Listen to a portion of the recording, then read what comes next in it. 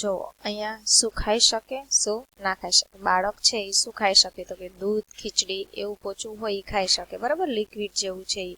શું ના ખાઈ શકે, ભાખરી, બરાબર, રોટલી, શાક એ જે છે એ ના ખાઈ શકે. પછી યુવાન છે એ શું ખાઈ શકે, તો કે બધું જ ખાઈ શકે. ના ખાઈ શકે તો કંઈ આવતું નથી.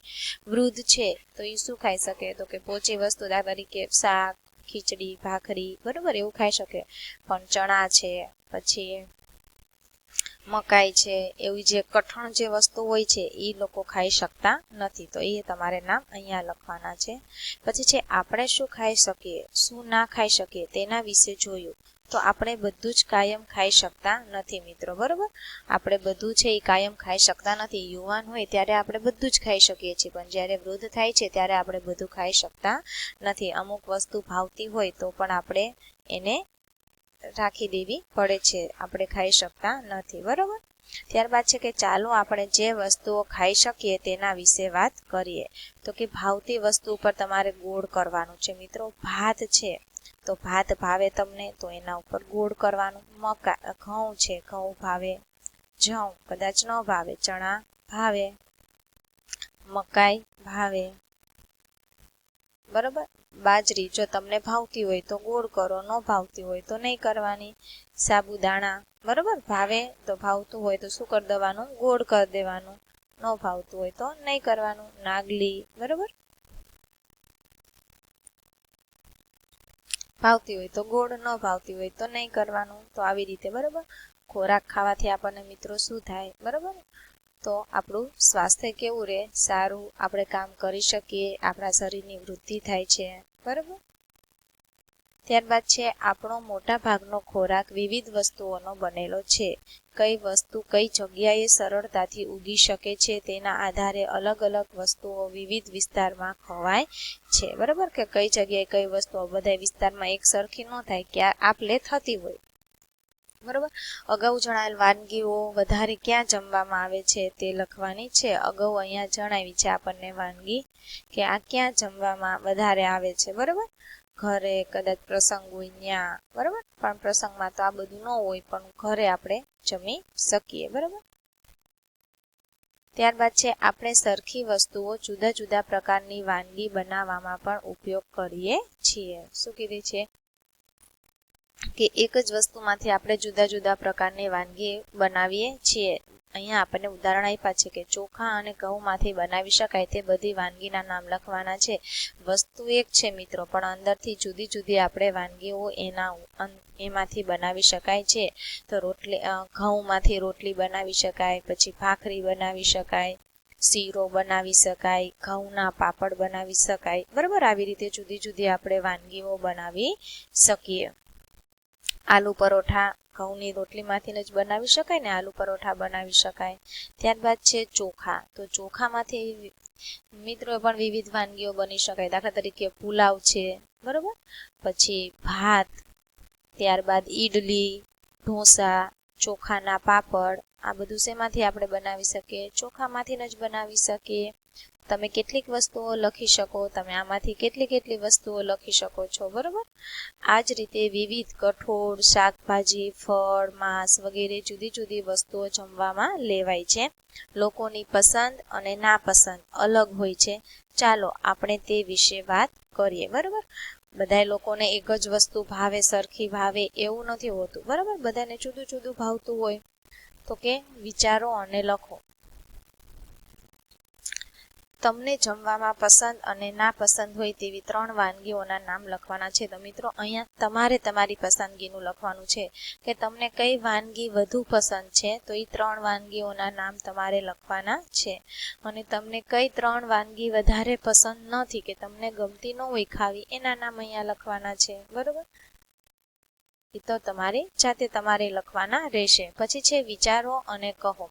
તમારી અને તમારા મિત્રોની પસંદગી સરખી છે, બરાબર. તમે લખો છો ભાવતી ના ભાવતી, તો પછી તમારા બાજુવાળા મિત્રનું જોઈ લેવાનું કે એમાં તમારી પસંદગી સરખી છે. તમારી અને તમારા કુટુંબના સભ્યોની પસંદ સરખી છે, તમારા કુટુંબના કયા સભ્યોની પસંદ જુદી છે, બરાબર. એનું તમારે અવલોકન કરવાનું છે. ચાલો લોકોને શું શું ખાવું ગમે છે તેના વિશે જાણીએ. તો જોઈએ અહીંયા હેન્સી નામની એક છોકરી આપી છે. એ શું કહે છે જોઈએ કે હું વલસાડમાં રહું છું. હેન્સી ક્યાં રહે છે? વલસાડમાં. મને અને મારી માતાને ઉંબાડિયું ખાવું ગમે છે. જ્યારે અમે ઉંબાડિયું ખાવાની ઈચ્છા થાય ત્યારે અમે ખેતરમાં જઈએ છીએ અને ઉંબાડિયું ખાઈએ છીએ. બરોબર, ખેતરમાં એ થતું હશે ઉંબાડિયું, કે મને અને મારા મમ્મીને એ ઉંબાડિયું ખાવું ગમે છે. એ ખેતરમાં થાય છે કે જ્યારે ઈચ્છા થાય છે ત્યારે અમે ખેતરમાં જઈએ છીએ. જૂની છે, જૂની નામની છોકરી, એ શું કહે છે કે હું કાશ્મીરમાં રહું છું. મને રાઈના તેલમાં બનાવેલી માછલી પસંદ છે. એકવાર હું ગોવા ગઈ હતી. અમે ત્યાં માછલી ખાધી હતી, પરંતુ તેનો સ્વાદ જુદો હતો. મારી માતાએ કહ્યું, આ દરિયાની માછલી નાળિયેરના તેલમાં બનાવી છે એટલે જુદી જ લાગે છે. બરાબર, કાશ્મીરમાં લોકો ઘણા બધા એવા હોય છે, ઘણા લોકો માંસાહારી પણ હોય છે, જે માંસ ખાતા હોય. બરોબર, કે માછલીની અહીંયા વાત કરી છે. પછી છે થોમસ. થોમસ નામનો એક બાળક છે કે હું કેરળમાં રહું છું. ક્યાં રહે છે? કેરળમાં. મને બે વસ્તુઓ ખાવી ખૂબ જ પસંદ છે. બંને મારા આંગણામાં થાય છે. એક ઊંચા વૃક્ષ પર ઉગે છે અને બીજું જમીનની અંદર ઉગે છે. બાફેલા સાબુદાણા નાળિયેરમાંથી બનાવેલી કઢી સાથે ખાવાની ખૂબ જ મજા આવે છે. તેનો સ્વાદ ખૂબ જ સરસ હોય છે. શું કહે છે? મને બે વસ્તુઓ ખાવી ગમે છે. એમાં એક વસ્તુ છે એ વૃક્ષ પર ઉગે છે અને બીજી છે એ જમીનની અંદર ઉગે છે. બાફેલા સાબુદાણા છે એ નાળિયેરમાંથી બનાવેલી જે કઢી સાથે એને ખાવું એ ખૂબ ગમે છે. પછી છે આપણે શું જમીશું તે નક્કી કરતા કારણો ક્યાં છે તેના ઉપર રાઈટ કરી તમારી યાદીમાં એ ઉમેરવાના છે. પછી છે વિચારો અને લખો. તો તમારે અહીંયા વિચારી અને તમારે લખવાનું છે. શું કીધું છે? સરળતાથી શું મળી રહે, આપણે શું ખરીદી શકીએ, એવી રીતે વિચારી અને લખવાનું છે. પછી છે યાદ કરો અને લખો. બરોબર, એટલે કે થોડીક તમારું તર્ક હલાવવાનું છે, તર્ક શક્તિ. કેટલીક વસ્તુઓના નામ આપેલા છે અહીંયા. જે ખાઈ શકાય તેની સામે રાઈટ કરો. અને કોઈ વિશે તમે ચોક્કસ ના હો તો તમારા શિક્ષકને પૂછો. એટલે કે તમને ખબર ના હોય કે ખાઈ શકાય કે ના ખાઈ શકાય, તમને પરફેક્ટ ખબર નથી, તો તમે બીજાની મદદ લઈ શકો છો, શિક્ષકની મદદ લઈ શકો છો. કેળના ફૂલો મિત્રો ના ખાઈ શકાય. સરગવાના ફૂલો તો કે ના ખાઈ શકાય. મશરૂમ તો કે ખાઈ શકાય. કમળનું પ્રકાંડ તો કે ના ખાઈ શકાય. લાલ કીડી ના ખાઈ શકાય. વાસી રોટલીઓ ના ખાઈ શકાય. ઊંટડીનું દૂધ હા ખાઈ શકાય. મરઘીના ઈંડા ખાઈ શકાય. અળવીના પર્ણો ખાઈ શકાય. ઉંદર ના ખાઈ શકાય. માછલી ખાઈ શકાય. દેડકો તો કે ના ખાઈ શકાય. આમળા ખાઈ શકાય. રોટલો ખાઈ શકાય. ફુલેવર ખાઈ શકાય. માંસ બરોબર ના ખાઈ શકાય. ડુંગળી ખાઈ શકાય. કરચલો ના ખાઈ શકાય. ઘાસ ના ખાઈ શકાય. નાળિયેરનું તેલ ખાઈ શકાય. રોટલી ખાઈ શકાય. બરાબર, તો અહીંયા આવી રીતના મેં રાઈટ કર્યું છે, છતાં તમે જોઈ લીજો અને તમારે પણ તમારી બુકમાં રાઈટ કરવાનું છે.